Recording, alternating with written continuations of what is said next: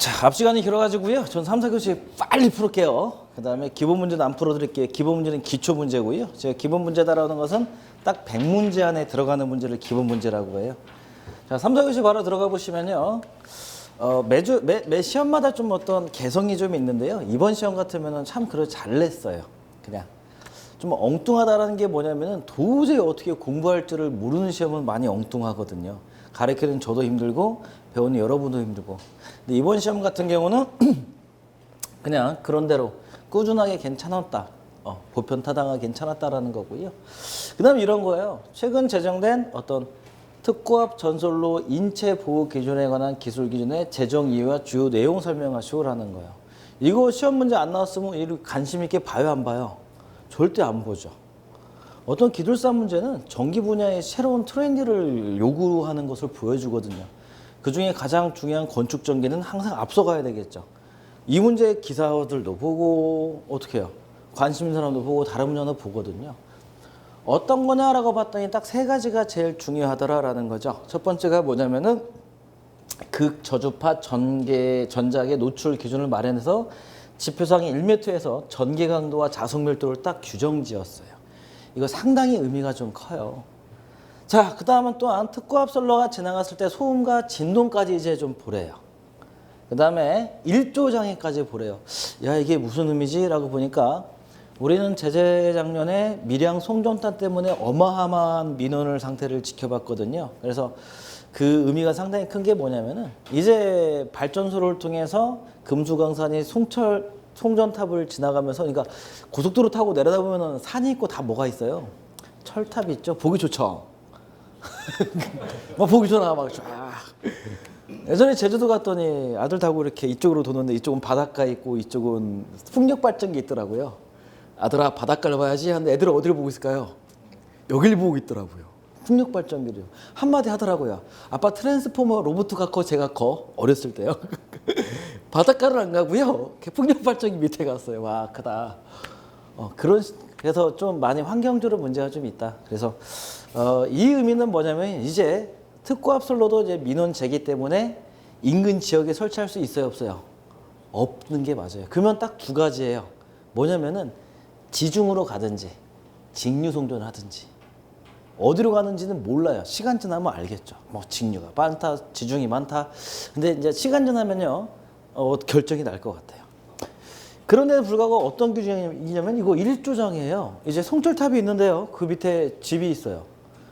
발변조소를 지르는데요. 집이 있어요. 그러면 어떻게 해요? 1조장에도 검토를 해야 되고요. 또 소음 발생해요. 특히 비 오면 어떻게 뭉뭉 이런 소음 발생하죠. 그런 소음도 있고요.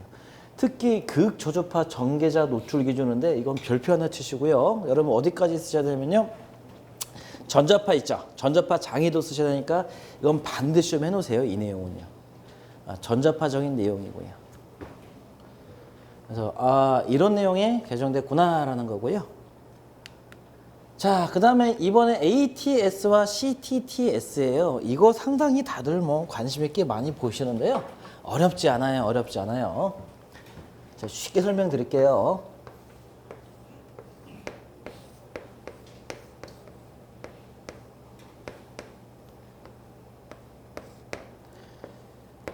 자, 이쪽이 비상부하예요. 자, 비상부하인데요. 자, ATS를 먼저 볼게요. ATS는요. 이렇게 연결되어 있고요. 이쪽은 이제 발전기예요. 발전기예요. 이러고 있다가요. 얘가 정전이 발생해요. 그러면은 발전기가 기동을 하고 발전기가 전화 방집했을 때 ATS가 절제해서 비상구를 공급해 주는 거죠. 이게 기본이에요. 자, 근데 또 어떤 문제가 있냐면은 정전이 발생했어요. 정전 전인데 우리는 비상발전기를 예비 운전해야 돼요. 언제 한 번씩 하죠? 예비 운전. 발전기 운전 한 번씩. 연습 운전. 한 달에 한 번? 일주일에 한 번? 한 달에 한 번 좀 좋은 것 같아요. 언제 한 번씩 해요? 마음껏 하세요. 자, 뭐 일주일에 한 번씩 한다. 한 달에 한 번 한다. 근데 그때마다 발전기는 실제 운전할 때 무슨 운전을 해요? 무부하 운전을 해요. 이거 좋을까요, 안 좋을까요? 과히 좋지는 않아요. 왜냐면요, 2000kg짜리 발전기면 코일이 계속 2000kg를 생성하고 있어요. 내보내지를 않고 계속 있어요. 배터리가 되는 거죠. 코일이 시간 지나면 열화가 되겠죠. 열받아가지고 아무리 시켜도. 절연상 좋지 않다라는 거죠. 그러면 무부하 운전 하지 마라라고 어디서 뭔 얘기가 나왔냐면요, 서울시 가이드라인이에요. 서울시 인허가 대상의 건축물은 비상발전기 무부하 운전 하지 마라라고 해버렸어요. 그럼 방법은 몇 가지 없어요. 부하를 실제 걸든지, 그렇죠? 이 방법밖에 없는 거죠. 그럼 실제 걸을 때 어떻게 할 거냐? 실부하를 걸을 거냐, 아니면은 별도의 장치를 놓고 걸 거냐라는 거예요. 자, 실부하 먼저 보죠. 실부하. 자, 실부하를 놓고 예비운전이에요. 예비운전. 계속 전력 공급하고 있는데 이제 야, 발전기 운전시켜라. 자, 운전시켰어요. 그러면은 무릉무릉무릉 전압 확립됐어요. 그 다음에 ATS를 딱 절체를 해요. 근데 문제가 발생해요. 여기 부하들이 어떻게 돼요? 순간 전정 발생하죠. 프로세서는 다 리부팅을 해버리고 방전도 다 재점동해버리니까 오우씨 난리 난 거죠. 그래서 ATS가 있는 현장은 발전기 비상운전을 부하운전이 가능해요, 불가능해요? 불가능한 거죠. 그래서 우리가 그냥 간단하게 쓴 게 뭐냐면은 그냥 별도 장치, 저항소자 있죠? 저항소자 연결해서 로드킬러 뭐 이런 것들 저항소자 연결해서 태워버리는 거예요. 그만큼 비상발전기의 무부하운전은 장시간 무부하운전은 좋지 않다라는 거죠. 그러면 어떻게 해요? 예를요, 이렇게 절차할 때 어떤 좀 별도의 좀 특수한 장치가 있으면 좋지 않을까라고 나온 게 뭐냐면 ATS가 아니라 CTTS예요. 여기서 무정전한 건 뭐냐면요, 여러분들 오해하시는데요, 여기서 정전 발생하면은 ATS나 CTTS나 똑같아요. 네? 여기서 정전이 발생하면은 ATS나 CTTS까지 똑같이 동작을 해요. 단 예비운전 시, 이렇게 약속된 예비운전 시에는 얘는 어떻게 되냐면은 절체 전에요, 먼저 이렇게 어떤 스탠바이 할 수 있는 게 하나 있어가지고요, 예비운전 시에는 이렇게 절체해도 트립이 발생하지 않는 게 CTTS예요. 에스코나 지휘 현재 두 회사 정도 나오는 제품인데요, 상당히 고급 기술이고요, 좀 비싸요. 그래서 CTTS는 정전돼 버리면은 ATS나 CTTS는 별로 그게 없는데, 우리 예비운전 일주일에 한 번씩 한다라고 보면은 상당히 많이 사용하겠죠. 그래서 CTT는 별도의 장치로 인해서 어떤 그 주파수도 좀 맞춰주고, 그 다음에 무정전으로 절체가 가능하다라는 거, 이게 CTTS고요. 자, 그 다음에 케이블 트렌치예요. 제가 이 문제 보고 엄청 웃었어요. 왜 웃었을까요? 3번 문제인데요, 케이블 트렌치 시공 시 고려사항 나왔어요. 이 문제 보고 많이 웃었어요.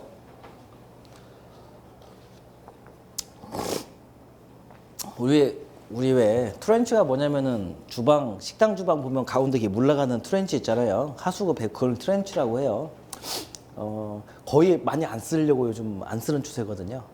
막 복잡 공정 가면 할 수 없이 쓰는데 이 문제가 나왔어요. 근데 몇 점짜리예요? 10점짜리가 아니라 25점짜리요. 와, 구라도 알아도 이 구라치가 좀 힘들거든요. 그러면 10점짜리면 딱 좋았어, 막 썼는데 25점 나오니까 조금 고민 좀 해봤을 것 같아요. 그러니까 한 페이지는 어떻게 하면 문질러 보겠는데, 예전에는 지금 여기는 그림이 보이시려나 모르겠는데 큐비클 앞을 이제 트렌치로 했어요. 예전에는 정말 많이 설치했어요. 근데 이제 어떤 문제가 있었냐면은 침수됐을 때 이제 감당이 안 되는 거예요. 어떻게 해요? 전선이 같이 차 있잖아요, 전선이. 그 문제. 그다음 먼지 끼고 했을 때 좀 유지 관리가 좀 어려워가지고 예전에는 큐비클 안으로 썼어요. 그러니까 큐비클을 이렇게 쭉 배열이 되고요, 이렇게 패드를 설치한다고 하면요, 이렇게 가운데다 이렇게 해가지고 이렇게 썼는데 요즘 거의 안 쓰고요. 요즘 어디 많이 써요? 전기선은요, 거의 비상발전기 있죠? 비상발전기 저압선이 굵잖아요. 그래서 이제 제어반이 여기 따라면은 비상발전기 이렇게 보통 많이 쓰죠, 이 트렌치로. 근데 이제 특수 공정 상황도 어쩔 수 없어요. 왜냐면은 층고가 안 나온 경우는 어떻게 해요? 케이블 턴이나 부스닥트 위로 못 가잖아요. 그럼 할 수 없이 어떻게 해요? 이거 없죠. 이거밖에 없죠. 근데 가장 중요한 건 뭐냐면 얘는 밑에 바닥 콘크리트 치기 전에 도면이 나와야 돼요. 그쵸? 그게 좀 어렵겠죠. 그러면은 바닥 치고 나서는 못 가는 거죠. 토렌치다. 실무에서는 쉬워. 시험 문제 쓰려면은 고생 좀 많이 했을 것 같아요. 네. 자, 4번 보죠. 공동구예요. 우리가 수도, 전기, 그다음 수도, 전력, 가스, 통신까지 해서 뭐라고 하냐면요. 도시 기반 시설이에요. 즉 국가 기반 시설이에요. 이건 뭐냐면은 도시 계획을 할 때요. 제일 먼저 하는 게 뭐냐면은 발전소, 수도 펌프장, 뭐 가압 펌프장, 그다음에 가스 이런 국민들 즉 국민들이 일반 시민들이 쓰는 모든 중요한 설비를 계획을 해 놓거든요. 그래서 도시 기반 시설이다. 국가 기반 시설이다라는 게 지하 공동구예요, 공동구. 그래서 공동구는 거의 지상에 설치 않고 지하에 설치해요. 네. 저번에 왜 KT 그 공동구 화진화 석양 끝났잖아요. 난리 났잖아요. 어마어마했죠. 그러니까 이번 시험 문제는 참 실무적으로 잘 냈어요. 네. 자, 그림에 보실려는 모르겠는데요. 케이블 트레이 렉이 쭈쭈쭉 있고요. 여기다가 이제 뭐 이쪽은 통신하면 이쪽은 전력하는 경우도 있고요. 위쪽은 통신하면 밑쪽은 전력하는 경우도 있고요. 왜 미국 같은 데는 또 밑에 뭐 있냐면요. 그 하수도 있죠. 하수도 같이 있고요. 그리고 지하 공동구라고 하고요. 여기 화재 발생하면 어떻게 돼요?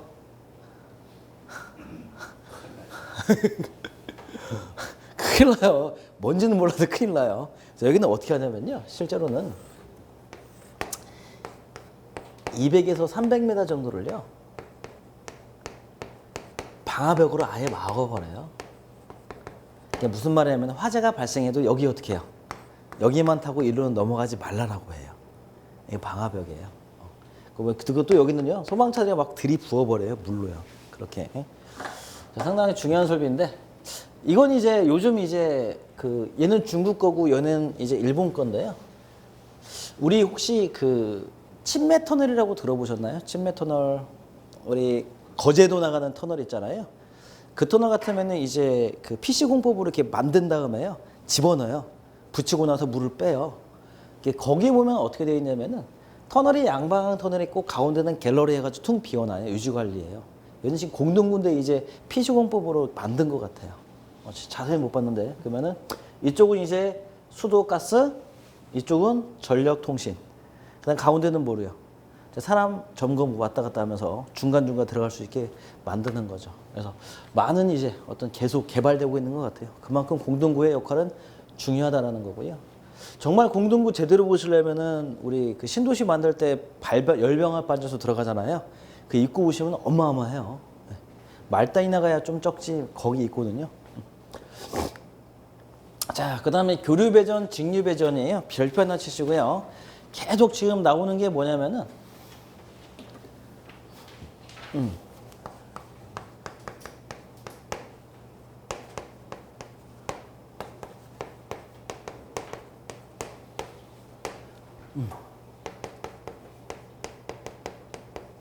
그냥 끊임없이 나오잖아요. 분산형 전원, ESS, 그다음 태양광, 개통 연계까지.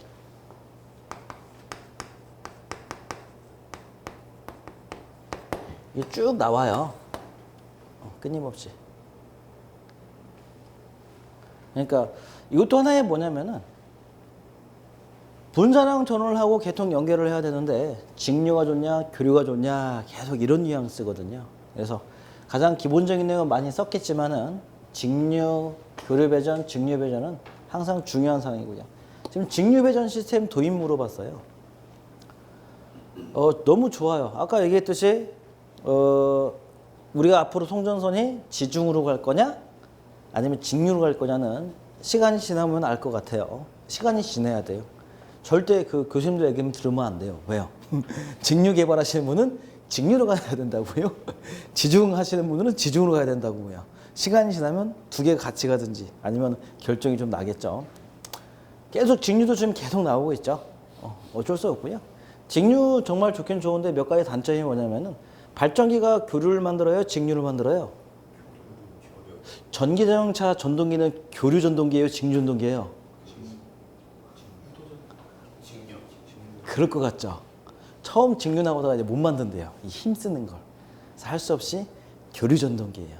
회전자기 때문에 나중에 한번 설명드릴 거예요. 그럼 힘 쓰는 것은 어차피 교류 써야 된다는 거죠. 그렇듯이 직륜이나 교류는 끊임없는 연구고요. 그래서 아무튼 계속 문제가 나올 것 같은데 가장 기본되는 게 얘예요. 그 다음에 직륜은 계속 많아지고 있죠. 뭐 때문에요? 반도체, 전자 계속 두강되니까 계속 증가되고 있죠. 그래서 상당히 중요한 관점, 가장 기본적인 관점이고요. 자, 태양광 인버터 토폴로지, 인버터의 구성 얘기인데요. 다시 나오긴 좀 힘들지 않나라는 생각이 들어요. 다시 나오기 좀 나와주면 어려울 것 같아요. 어려울 것 같고요. 이제 뭐 나올 거 다 나오니까 이제 인버터 가다가 이제 개통 구성 나오고 이제 그 디테일까지 가는데, 우리가 태양광 발전할 때 인버터를 어떤 걸 쓰냐면요. 어떤 거 쓸까요? 태양광 발전할 때 인버터. 싸고 좋은 거 쓸까요? 좋은 거 쓸까요? 비싸고 좋은 거 쓸까요? 본인이 태양광 발전소 했어요. 뭐 논 몇 마지 가면 한 달에 500씩 나온대요. 근데 본인이 좀 얘기를 들은 얘기가 있어.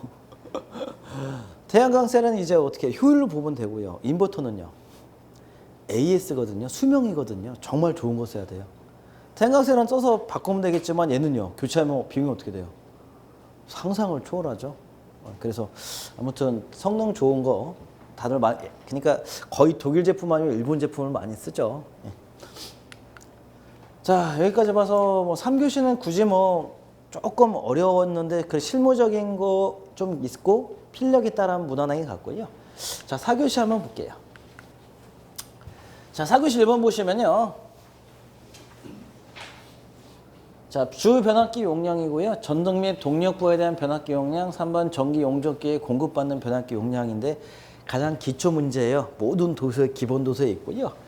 근데 이 문제를 이제 몇 번 보다 보니까 좀 재밌는 뉘앙스가 좀 있더라고요. 여기 뭐라고 써 있냐면은 직강압 방식이라고 했어요. 솔직히 이 말이 들어갈 필요는 없거든요. 그냥 어떻게 해요? 투투나인 변압기 용량 결정 시 설명하시오라는 건데 왜 갑자기 여기서 직강압을 넣었을까라고 고민해 보니까 2단 강압 방식과 직강압을 어떻게 해요? 조금 뉘앙스를 구분해 주면 좋겠죠. 그래서 2단 강압과 직강압 방식의 뉘앙스는 뭐냐면 이 부등률이에요. 부등률이요. 2단 강압 방식에 넣는 게 부등률이에요. 직강압 방식에 부등률이 필요해요? 안 필요해요? 절대 안 필요해요. 절대 안 필요해요. 이건 나중에 변압기에서 한번 설명 한번 드리고요. 그 다음에 이제 좀 어려운 게 뭐냐면요. 전기 용접기예요. 전기 용접기 정말 어려워요. 왜 어렵냐면요. 용접을 계속 하나요? 쭉 하다가 쉬고 저기서 쭉 하고 쉬고 쭉 하고 쉬고 그쵸. 정말 어려운 게 용접기예요. 그래서 용접기를 할 때는 이제 우리 그냥 전격 입력의 합의 절반 정도를 넣는다라고 하는 건데 이거 현장마다 좀 다르다라는 거. 그 다음에 임시전력 쓰면 걱정 없어요. 왜냐면요. 실제로는 변압기 용량 초과되면 어떻게 해요? 차단기가 다 떨어져요. 많이 떨어질까요? 조금 떨어질까요? 가끔 자주 떨어져요. 그러면 이제 네가 하냐 내가 하냐 위로 빼고 하니까. 근데 실제로 이제 용접 공정은 상당히 문제겠죠. 근데 요즘에 용접 공정도 마찬가지로 아크 용접기보다는 인버터 용접 많이 쓰죠. 직류 용접 꾸준한 것들 많이 쓰니까 전력이 많이 줄었다. 그래도 여기 뉘앙스 문제는 주변 용량, 전등 동력에 대한 변압기 용량, 전기 용접기 변압기 용량 이렇게 나왔다. 자, 그 다음에 이건 처음 나온 문제예요. 분산형 전력계통의 변압기 결선 방식이 뭐냐라는 거였어요. 이런 건 자료도 없고 실무적으로 해보지 않으면 좀 풀 수 없는 문제거든요. 보통 어떤 결선을 쓰냐면요. YY 델타를 써요. 드물죠. 근데 왜 YY 델타를 쓰냐면요. 일단 전력 자체가 모이는 전력 자체가 분산형 전원 계통형이에요. 뭐 태양광에서 만들었다, 뭘 만들었다 하다 보면은 전력량이 커요, 작아요? 작죠. 그 다음에 계통연계라고 했어요. 계통연계 보니까 태양광에서 올 수 있고 풍력에서 올 수 있고 다른 것도 올 수 있잖아요. 그러다 보면 어떤 결선 변압기가 있냐면요. 삼권선 변압기가 무슨 말이냐면은 얘는 일괄 철심 변압기. 여러분 쉽게 철심이 하나에다가 이렇게 코일을 감았어요. 왜 우리 이거밖에 모르잖아. 그쵸? 하나의 철심인데요. 여기는 철심이 몇 개 감을 수 있어요? 하나, 둘, 셋 이렇게 감을 수 있어요. 절대 뜯어봐도 이렇게 안 넘겨서 몰라요. 이렇게 이거는 이해용 그림이에요. 이렇게 있으면 어떤 장점이 있냐면요. 여기서 y 델타를 하든 y를 하든 델타를 하든 어떤 장점이 있냐면요. 전압이 몇 개 나와요? 3개 나오는 거죠. 만약에 투투나인 쪽에 연계를 했다. 그쵸? 투투나인 쪽으로 연계했다 라면 이쪽은 어떻게 해요? 380도 쓸 수 있고 이것은 독일에서 가지고 왔네? 100볼트 쓸 수도 있고 440볼트 쓸 수 있고. 그래서 요즘 계통 연계하는 변압기 때문에 어떤 변압기가 나오냐면요. 3권선 변압기, 5권선 변압기 이렇게 나와버려요. 다양하게 쓰자라는 거죠. 그래서 이것도 상당히 실무적으로 좀 알아야 썼지 좀 일반 분들은 어려운 문제였어요. 분명히 이제 공부 조금 하신 분들은 변압기 결선하니까 분명히 뭐 썼을까요? 알다 델타 y 이거 열심히 썼겠지. 아마도 훤하잖아. 그쵸? 네. 여기까지만 조금 뉘앙스만 펼쳐도 좋았을 것 같은데. 자, 그 다음에 접지선 굵기요. 별표 3개 하시고요. 기초 문제예요. 기초 문제예요. 3번에. 그냥 기초 문제라는 것은 제가 100문제 안에 들어가는 문제라고 했어요.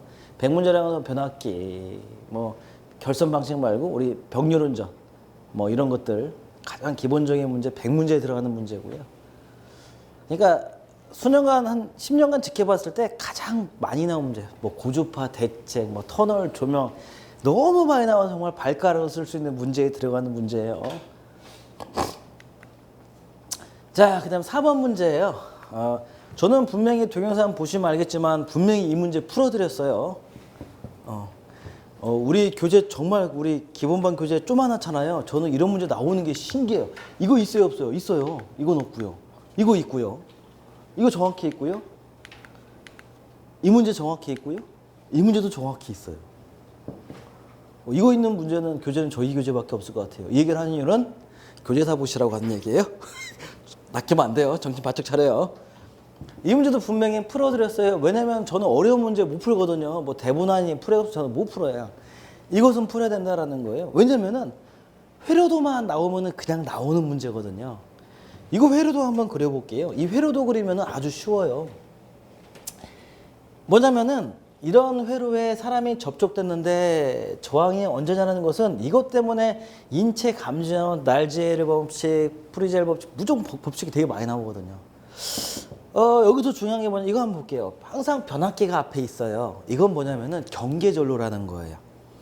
이쪽과 이쪽이 상관이 있다 없다? 없다라는 거예요. 그냥 여기만 봐라라는 게 항상 변압기를 두고 회로도를 그리는 거예요. 자, 그 다음에 땅속으로 전류가 흘러요, 안 흘러요? 흐르죠. 그러니까 이렇게 보는 거예요. 이렇게 한 라인, 이렇게 한 라인, 이렇게 한 라인이 하나, 이렇게 하나. 즉 무슨 말이냐면 이렇게 그려볼게요. 이게 한 선이에요, 한 선. 전원이 있고요. 이게 한 선이에요. 이게 지금 단상 2선식이에요. 이렇게 그리면 돼요. 자, 그 다음에 이종 접지 있죠? 이렇게 그리면 돼요. 자, 그 다음에 3종 접지 있고요. 접지회로를 맞춰주자. 이렇게. 끝났어요, 회로가 이렇게. 여러분 조심하실 게, 적지마, 책에 다 있잖아. 그림 다 있잖아요. 교재 다 있어요. 중요한 게 뭐냐면은, 여기는 지금 전선이고요. 여기는 뭐예요? 지표면 아래라는 거예요. 접지라는 거예요. 이걸 조금 주의하셔야 돼요. 자, 그 다음에 사람이 접촉돼요. 어떻게 돼요? G상으로 가도 되겠죠. 이렇게 되겠죠. 그러면 뭐가 있냐면요. 여기는 R 2점 접지래요. 몇 옴이래요? 5옴이고요. 여기는 R 3종 접지래요. 몇 옴이고요? 105옴이고요. 인체 저항은 얼마래요? R은요? 그냥 R로 줬어요. 3000이래요. 그래서 이분 살아있냐 돌아가시냐를 물어본 거예요. 끝났죠? 뭔지는 모르겠어요. 근데 전압값은 나올 것 같아. 그냥 전압은. V는 IR이고요. I는 어떻게 해요? VR 놓고 보면은 V는 월매래요. 220V죠. 220V 놓고요. 이 회로 한번 풀어보자고요. 소실적인 회로 이론 좀 하셨죠? 기억이 절대 안 나요. 얘는 뭐예요? 병렬이죠. 얘는요? 직렬이죠. 5 플러스 얘 병렬이니까 위가 뭐죠? 곱하기예요, 더하기예요? 곱하기야. 기억났네 이제. 100 플러스 3000 곱불. 이게 얼마 나오냐라고 봤더니요. 얼마 나와요?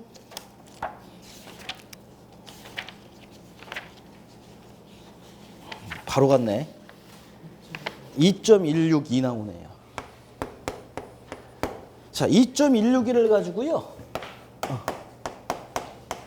1이 얼마냐? 1이 얼마가냐? 이거 할 수 있어요, 없어요? 뭐에 따라서 차이가 나죠? 그쵸. 우리가 필요한 게 지금 I2죠. 여기가 인체죠. 근데 솔직히 인체 저항 3000옴 많이 잡았어요. 보통 보수적 잡으는 1000옴 정도 잡아야 되고요. 소아병동이나 애기 병원 내에서 500옴 잡아야 돼요. 그러면 계산서 뒤집어져요. 한번 나중에 현장 가서 한번 해보세요. 자, I2가 얼마냐 봤더니 전체 저항의 병렬값의 2.162고요. 여기는 얘가 100이고 3000이고 어떤 것에 영향받죠? 네 거예요, 내 거예요? 상대편이죠. 얘가 얼마예요? 100옴이죠. 자, 이 정도는 뭐 암산으로 할 수 있죠. 얼마 나와요? 이런 거 암산 못해? 아우, 내가 소실적이 다 했는데 69.74mA 나와요. 때는 끝났어요. 나머지 그냥 치고 볶고 보면 되고요. 결론이 뭐냐면요. 접촉 전압은 209.19V니까 이것은 뭐 얘를 넣고 맞고 좀 차이는 있어요. 그러니까 병렬이니까 어떻게 해요? 그냥 데미지 먹는다는 거죠. 손 대자마자 그냥 거의 220V보다 조금 저항 때문에 적게 먹는다는 거죠. 아, 이런 건 시험 가능하겠네. 이따 쉬는 시간에 나오시면은 제가 컴퓨터 바로 저는 빼가지고 테스트 좀 해보도록 할게요. 자, 근데 69.73에 69.73이 이게 위험해요, 안 위험해요? 이걸로 보세요. 누전 차단기 감도 전류가 얼마예요? 30mA죠. 그 중에 주방이나 물기 많은 장소로 가는 것은 몇 mA죠? 15mA죠. 어떤 게 안전해요? 15mA죠. 그럼 30mA는 한계점이겠죠. 얘는 어떻게 해요? 별로 감전되면 사망할 우려가 있는 전류다라고 마무리를 져줘야지. 우리 기사 아니잖아. 이렇게 마무리 짓는 게 아니라 마지막에는 결론에서 이렇게 될 우려가 있다. 사망할 우려가 있다라고 주시고요. 하시고요. 근데 만약에 여기를 안전전압 50V로 해보자. 그리고 3종 접지가 안 돼 있다. 그때 저항값은 거꾸로 이제 계산하는 거죠. 다시요. 야, 여기 접지 안 돼 있어. 끊겼어. 근데 여기 접촉 전압을 몇 볼트 이하로? 50V로 이하로 해보자. 이때 접지가 안 돼 있다. 대책은 뭐냐? 라는 게 이쪽 문제거든요. 그러면은 안전전압 50V에서 안전전압이구나. 안전전압 50V를 나오려면은 너 저항은 얼마로 해야 되냐가 두 번째 문제고요. 두 번째 문제고요. 안전전압 이하로 하기 위한 저항값을 구하시오. 단 안전전압은 50V다. 그때 저항값은 얼마냐라고 해서 계산해 봤더니 얼마 나와요? 1.4725옴이에요. 이거 가능한 저항이에요? 불가능한 저항이에요? 아마 상수도 사업소 정도 이렇게 그냥 지하가 그 정도야 나올 듯. 저도 한 번도 측정을 못 해봤어요. 송도 간섭지 하니까 한 7옴, 6, 어떨 땐 3옴 나오고 어떨 땐 7옴 나오더라고요. 그거 불가능한 거죠. 즉, 이 정도 됐으면은 안전전압 50도 가능하다라는 거죠. 그러니까 우리는 이 저항을 못 하는 거죠. 그러면 어떻게 해요? 다른 방법으로 안전하게 해야 되겠죠. 자, 만약에 3종 접주장을 얻기 어렵다. 이걸 못 얻는다. 뭐 어떻게 할 거냐? 즉, 3종 접주 저항이 그렇게 좋지가 않다. 뭐 한 1000옴 나왔다. 그럼 너 어떻게 할 거냐?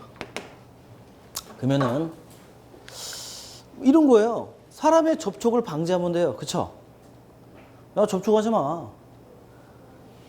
그 다음에 노출 도전성 부분에 절연을 강화해서 막 에폭시로 코팅해놨어요. 막 고무로 이렇게 써놨어요. 가능해요. 그 다음에 접지 저항을 그래도 내려보자. 그 다음에 누전차 단계를 고감도 고속도형 설치하자. 0.00001초에 떨어지고 0.000mA 떨어지는 고감도 누전차 단계 설치하면 돼요. 맞죠? 그냥 제가 생각 써봤어요. 정답은 없더라고요. 근데 이 뉘앙스를 보면은 아마 이게 두 가지가 좀 정답이 아닐까. 아니면 여기까지 가는데 이것은 답은 아닌 것 같아요. 어차피 저항값 나왔으니까. 자, 이거 메모 좀 해놓으시자고요. 전기 안전기술사에는 기본 문제거든요. 전류 크기에 대한 인체 영향이고요. 교재마다 다 달라요. 제가 그냥 이렇게 미리암페어로 다 바꿔놨어요. 메모 좀 해놓자고요. 그래서 우리 가장 위험한 전류 볼 때 일단 1A 딱 되면요. 그냥 사람은 거의 끝나요. 그 다음에 가만히 보니까 전압이 위험해요? 전류가 위험해요? 전류가 위험해요. 전류가요. 전압이 혹시 아세요? 형성되더라도요. 전류가 안 흐르면요. 아무것도 안 일어나요. 일어나지. 근데 등전이가 돼버리면 아무것도 안 일어나요. 전이가.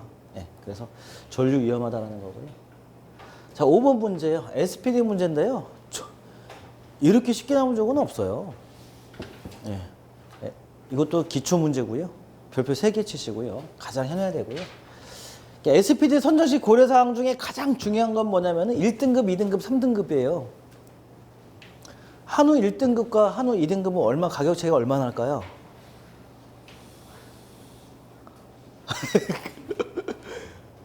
이건 가격 차이가 어마어마해요. 그래서 우리 보세요. 시험 전압 보면요.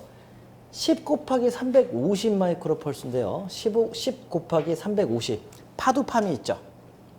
우리 1.2 곱하기 50 마이크로세컨드 있잖아요. 그거 시험문이에요. 여기 볼게요. 얘는 얼마예요? 8 곱하기 20이니까 팍 줄죠. 얘는 1.2 곱하기 50. 아, 이게 상용주파구나. 그래서 센 전압에 견뎌야 돼요. 그래서 사이즈도 차이가 커요. 만약에 이게 1등급이 이만하다. 그럼 2등급은 이만하고요. 얘는 이만하고요. 이렇게. 가격 차이도 크고요. 그래서 이게 제일 중요하고요. 나머지는 그냥 실무적으로 교재 보시면 있으니까 한번 보시고요. 자, 6번 문제예요. 얘는 별표 3개 치시고요. 전략적이다라고 좀 써주세요. 어떤 분이 이렇게 얘기할 수도 있어요. 문제가 이런 문제가 기술사 이렇게 어떤 호불호를 가릴 수 있냐라는 문제인데요. 제가 볼 때는 앞에서부터 어떤 프로가 좀 되는 문제 뉘앙스예요. 제일 힘든 게 뭐냐면 갑자기 문제 가다가 막 엉뚱한 문제 튀어나오는 거. 뭐 TRV 튀어나오지, 뭐 어디서 뭐 튀어나오지. 가만히 보면 이번 시험 문제는요. 앞에서부터 출제자가 보이고 싶은 의도가 충분히 반영된 시험이고요. 저는 이 문제 분명히 기초문제라고 해서 수험생들 다 가르쳐줬어요. 왜요? 제가 뭐 이런 거예요. 자, 동력 설비 에너지 전략을 계획하시오라고 문제를 내면 제일 먼저 개요에다가 뭘 쓰냐면요. 동력 설비 고효율 전동기를 사용한다. 고효율 뭘 사용? 다 고효율로 끝나요. 근데 그 고효율이 아니에요. 에너지 전략 계획서 보면요. 고효율 인증 기자재 법규에 봐서 어떤 것을 인정받은 제품이 고효율이에요. 이해가세요? 우리가 마트 가가지고 고효율 LED 주세요라고 그 고효율이 아니라요. 어떤 규정에 맞춰서 딱 인증받은 고효율 전등글 LED를 사야 돼요. 그게 이 뉘앙스에 나와요. 그 다음에 교재에 아무리 많은 내용이 있더라도 여기 있는 내용이 맞아요. 그러니까 가장 실무적인 거에서 우리가 설계할 때, 계획할 때 써야 될 내용들만 탁탁탁 넣어놨어요. 그러니까 조명의 에너지 전략 대책 나와도 이거 갖고 가셔야 되고요. 그 다음에 동력 설비 에너지 전략 나와도 이거 가져가야 되고요. 수변전 설비 에너지 전략 나와도 가지고 가야 되고요. 그냥 전력 계통의 에너지 전략 그러면 이거 가지고 가야 돼요. 자, 근데 두 가지가 있어요. 의무사항과 권장사항이 어떤 게 다를까요? 자, 의무가 쉬워 보여요? 권장사항이 쉬워 보여요? 그러면 안 되지. 어떤 게 쉬워 보여요? 의무사항이 쉬워 보이죠. 의무는 어떻게 해요? 무조건 100% 해라. 500kV 이상에 사용하는 장소에 전력 소비할 때 무조건 너는 100% 해라라는 거니까 그래도 합리적인 거겠죠. 그렇죠? 권장은요? 해도 되고 안 해도 되고인데 여긴 좀 돈이 많이 들어가는 게 있겠죠. 근데 어차피 총합 점수를 내요. 건축, 전기, 통신, 기계도 점수 많거든요. 그래서 여기서 좀 까주면 넣고 빼고 하고인데 이게 현재 에너지 전략 계획 중에 제일 합리적인 내용만 여기에 적혀 있고요. 꾸준하게 바뀌어요. 그러니까 우리가 도면을 그려서 건축사가 다 모아가지고 허가 관청에 딱 인허가를 냈어요. 그럼 허가 관청이 잘 모르잖아요. 뭐 소방은 어디로 보내요? 관할 소방서로 보내고요. 그 다음에 통신은요.